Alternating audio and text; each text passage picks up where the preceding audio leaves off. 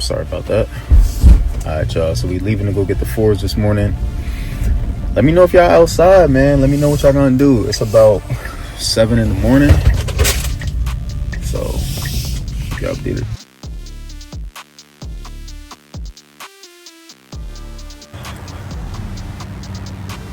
Yeah, that's just sitting in the closet.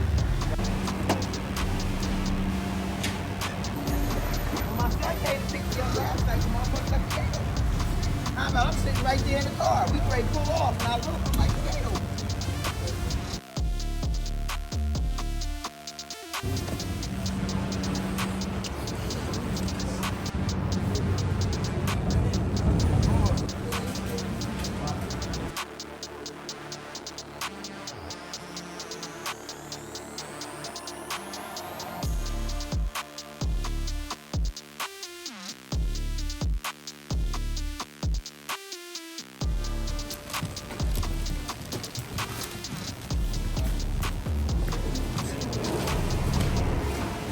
Thanks, bro.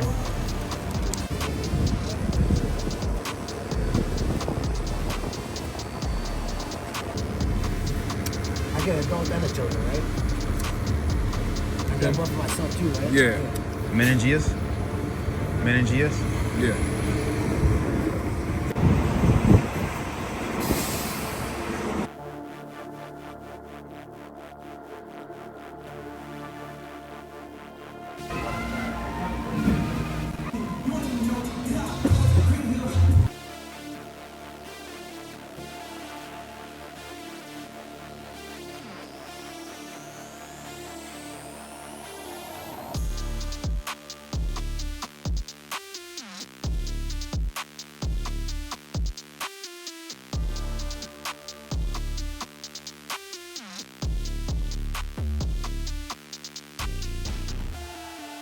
What's up, everybody? whydavis here, back with another review. And I tried to tell y'all, stop listening to them people saying that these were going to be easy to get.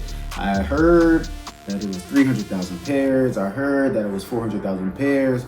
These are going to be easy to get. I told you guys they weren't going to be easy to get, especially if you didn't put the footwork in. And these sold out within 2 hours on the sneakers app, guys. So, like I said, everybody and their mama wanted these shoes right here. Now, I did get a size 9.5 in store today. We also did start the wear test on the size 10, which I was wearing for about 6 hours today in total.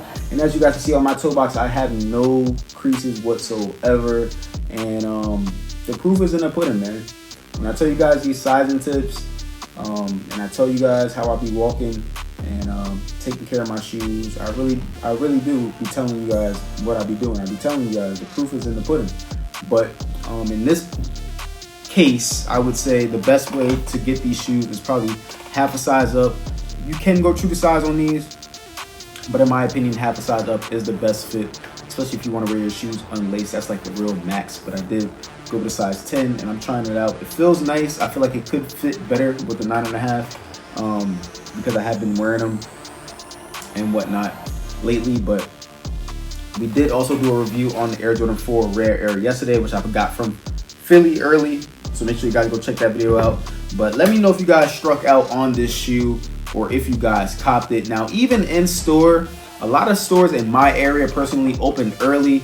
And I think that was to beat the rushers and the cutters. And they were prepared for the mayhem where I was at, you know, getting these shoes today. So a lot of stores did drop earlier than they were supposed to. So what I mean by that is if the store is supposed to open at 10, one of them opened at 8. Not even. They opened at like 7:50, 7:55, like how they used to do back in the day. Open it up early where you could just walk in, get what you got to get, and get up out of there. All right. So even first come first serve pairs did sell out within 2 hours wherever you were at. Majority of the big sizes and GS sizes. What's normally lingering around right now is the GS, which is 4.5, and that's also still on the sneakers app, I do believe. But I try to tell y'all, man, this shoe is it, man. This shoe has sneaker of the year potential written all over it. And that $225 price point really did, you know, mess up the market a little bit. I believe if they made this shoe $210 or $215, a lot more people would have been out there today. And the price is still holding up like I said it would at $280 to $300. The smaller sizes are going for about $270 at the moment. Now, since these shoes aren't really out anymore, I do see them going back up within the next couple of days, unless there's like a huge restock from Foot Lockers and different stores like that. And once these do actually come into the sneakers app, it may do dip back down. But it was less pairs than these than I do believe it was the Bread 4s, and the Bread 4s are right now at $280, $290. So I believe people do think that these are better than the Bread 4s, well, some people anyway. But to each his own, man. A dope, sick spring and summer shoe, and you know, you can't go wrong with this, man. If you did strike out on Sneakers App because you didn't believe that it was going to be hard to get, or if you went to the mall after you struck out on Sneakers App and wasn't able to get, you still have a chance to pick up shoes at 5 o'clock at Foot Lockers, Champs, and I believe JD and Finish Line as well. I don't know the cutoff time for Dick's. I believe it was 12 p.m. so that's over if you're watching this video already. It's like 1 something in the afternoon right now. But outside, even those pairs sold out within the first 2 hours. So it was really hard to get these shoes if you didn't really put in the footwork for these. And I don't see this shoe going under retail, but let me know your guys' thoughts on that. But let's run down the shoe. I haven't done that in a minute. So looking at the bottom of the shoe here, we get black, red, gray. All right, you see the Nike swoosh there, and Nike in red. The background is in white. Looking at the midsole here, it is black towards the front half, towards the back half. It does come in gray with some black swing splatters. We see the translucent air bubble, which is gray on the inside. Coming up toward the base of the shoe, one problem that people have been saying on this shoe, or the people that probably can't get the shoe, have been saying that they're going to keep their 2016 pair because the leather on this pair is garbage. I mean, I'm not a leather expert, but you know, the pair looks nice and fine to me.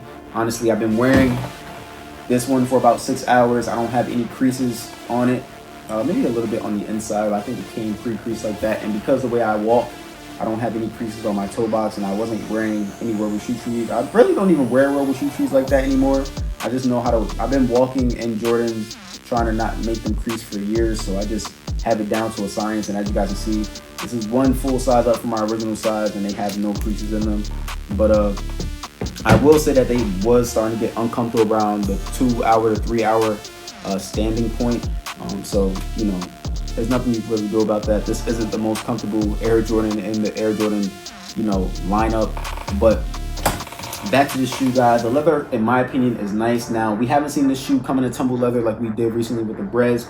I'm pretty sure they will make a version like that on this shoe soon. Also, I'm pretty sure they will make a version like this on the suede as soon, like all white suede, and then give us the gray hits and whatnot. That would be really dope to see. They're switching it up, you know, recently. So I wouldn't see why they wouldn't reverse it. Same thing on the inside of the shoe here. Same thing. Really dope shoe. I'm not seeing a lot of glue stains or stitching errors on my pair. And when you guys look at this netting right here and this mesh in the background of that, that will turn yellow over time. And if you guys can notice, you know, even in the laces here, it's not like a pure white on the laces. I don't know why, but it just doesn't look like a pure white. But if you don't take care of them and you just leave them out in the open and dust and dirt gets on them, oxidization will turn these yellow, and you're probably not going to like the way that looks. So wear your shoes before they get like that, or if you like it like that, then do your thing. But I just want to tell you guys about that real fast. We do get this nice orange hang tag on here, and it is double-sided, and it says Nike Air. I love to wear this with my shoes on feet, actually. You guys actually take this off or leave it on? Let me know in the comments box below. But looking at the toe box here, these will crease up on you pretty easily. We also do get this defect, which is a widow's peak on the new 2025 pair, which people are calling the defect, but I kind of do like the widow's peak. It does change it up from the 2016 pair. Once again, these will crease up on you pretty easily if you don't put any rubber shoe trees in these, or, you know, just be doing crazy stuff in it. We do get some very detailed stars creeping up from the bottom of this shoe in gray. We see some blacks and black threading. All right, on the tongue here, it does say Flight, and then we have the Jumpman logo in red. On the inside of the tongue, it says Air Jordan upside down in red. The background is in white. Now, we do get some tissue inserts on these. The sock lining of the shoe is in white. And on the actual insole, here, this is the Air Jordan 11 Dream Cell insole. As you guys can see, it says AJ11. On the front here, it does say Nike Air. We get the sizing sticker over top of the logo, not underneath. On this version, we do have it on the bottom and not over top. And this one was production dates of 09/25/24 to 12/10/24, and the pair I got today was in production for 10/21/24 to 12/10/24. So these were made a month before these were made, so that's probably why they did change that up. But let me know where you guys sizing sticker is on, you know, your inside of the shoe. But if you guys look at that Nike Air, they have lately been doing a better job with keeping that branding intact. Normally when you do wear your Jordans, that would come off in like 2 or 3 wears, but lately this has been staying on way longer than it was before. So shout out to them for upgrading that little detail right there. Come towards the back of the shoes here, it says Nike Air in black. You get these heel tabs here in gray with black paint splatters. And that's pretty much gonna do it for these shoes, guys. Like I said, remember, if you guys haven't got these today, try to hit your stores before 5 o'clock to get the leftover raffle pairs from Foot Locker, Champs, and Finish Line and JD. If you can call Dick's Sporting Goods and any other store that you guys do know, but normally they do start doing first come at 12, and that's probably already eaten up or getting eaten up as we speak and before this video is going to be out to the public. But other than that, I just want to say thank you guys for all support. If you guys missed out, next time listen to me. I'm gonna see you guys on the next one. I'm out. Okay guys, so it's way like on feet, pretty clean in my opinion. I'm a true size and I'm gonna get 9.5 on my shoes. On the left, I have the size 10. On the right, I have a size 9.5, and the 9.5 does fit better in my opinion. And in this toe box here, I do feel the pressure on the inside and the outside a lot more on this size 10. But I have noticed since I've been wearing this size 10 throughout the day that if you're gonna be wearing them unlaced, you will have a little bit of slippage, and that might be something that's new to you if you're not normally going up in a full size on a shoe. So I would say half size is the best way to go up on this shoe. You will just have to deal with it being a little bit stiff in this area until it breaks in. But like I said, once you do wear these for about 3 hours, they will start to fatigue on your foot, even if you go up half a size or a full size up. But other than that, they feel really nice on feet. I'll show you guys my foot is in the toe box right here. So my big toe is about right here. I do have a little bit of space in the top of the toe box. Same thing with this one.